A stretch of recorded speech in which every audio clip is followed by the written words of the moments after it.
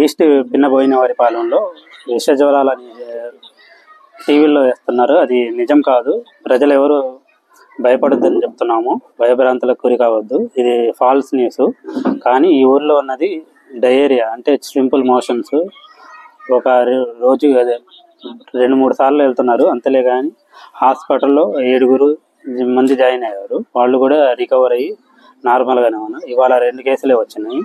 రేపటికి ఆ 2 కూడా రాకుండా చేస్తామని మేము చర్యలు తీసుకుంటున్నాం. ప్రతి ఇంటికి వెళ్ళి ఓఆర్ఎస్ ప్యాకెట్లు ఇస్తున్నాము. ఇక్కడ వచ్చిన వాళ్ళకి మేము యాంటీబయాటిక్లు, యాంటీ డయేరియాలు, ఓఆర్ఎస్, ఈ మిగతా ఫీవర్ సర్వే చేస్తున్నాము. అవసరమైతే సెలైన్ 3 పేషెంట్లకు పెట్టాము అంతలే. కానీ టీవీలో వచ్చినట్టు విష జ్వరాలు అనేది అసలు ఏం లేవు. ఇక్కడ తగ్గుముఖం పట్టింది. దీన్ని అందరూ గమనించవలసిందిగా కోరుతున్నాము. ఎవరైనా కావాలనుకుంటే మాత్రలు బిళ్ళలు తీసుకొని వెళ్ళవలసిందిగా కోరుచున్నాము. ఈ మంచినీళ్ళ వల్ల, ఈ నీళ్ళ వల్ల, మరి ఫుడ్ వల్ల దేనికే తేడా వచ్చిందే కానీ అంత మించి ఏమీ లేదు. జస్పు జ్వరం అనేది అసలు పొరపాటులుగా లేదు, తగ్గిపోతున్నాయి. 10 మందికి అంతకన్నా ఎక్కువ ఏమి లేదు. చాలా వరకు ఇయ్యాలో రికవర్ అయింది. 2 నెలలు కూడా వచ్చేసారు. విరోచనాలు వాంతులా అయితే కట్టుకున్నాయి, తగ్గిపోయింది. జ్వరాలు ఏం లేవు. జ్వరాలు మట్టుకు ఏం లేవు. సుమారుగా ఎంతమందికి వచ్చి ఉంటాయి?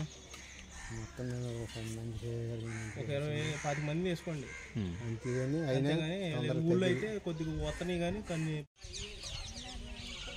20 నెలలు వాంతులు అవుతున్నాయండి. ప్రతి వాళ్ళకి డాక్టర్లు గారు వస్తున్నారు, సంప్రదిస్తున్నారు. ప్రతి ఒక్కరిని ఇంటికి అడుగుతున్నారు. ప్రతి వాళ్ళకి ఎక్కువ శాతం 20 నెలలు వాంతులే అవుతుంది.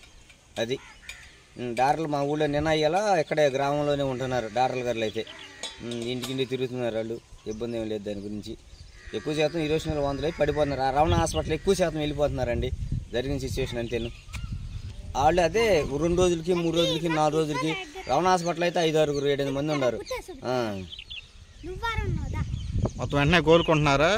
అంటే 1 రోజు, 2-3 రోజుల్లో, 4 రోజులు అప్పుడప్పుడే కాదు. 2-3 రోజులు, 4 రోజుల్లో ఇట్లా ఇది అవుతానే ఉంది. జ్వరాలు ఉండయా ఏమన్నా? జ్వరాలు కూడా అదే ఆదివేషనల్ వాంతులు వెంటనే తీసుకెళ్ళిపోతున్నారు కదా. ఇంకా దాన్ని సంప్రదిత్తమైన జ్వరాలు అన్నలేదు. జ్వరాలు అంటే మనకేం తెలియదు కదా. అది వాళ్ళకి ఇప్పుడు నిన్నటి పనికి వెళ్ళిపోతున్నాము అటు.